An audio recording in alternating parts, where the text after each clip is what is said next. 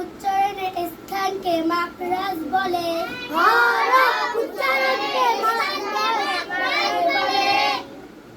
আরবি হরফ 29টি,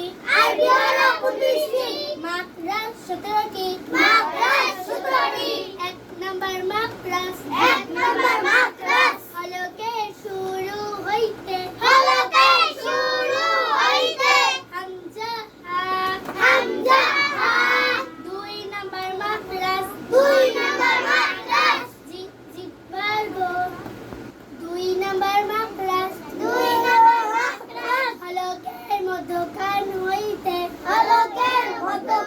হইতে, আইন হা। 3 নম্বর মাখরাজ, হলকের শেষ হইতে, গইন খ। 4 নম্বর মাখরাজ, জিহ্বার গোরা, তার বরাবর উপরে, তালুর সঙ্গে লাগাইয়া, 2 নোক্তা আলা ক।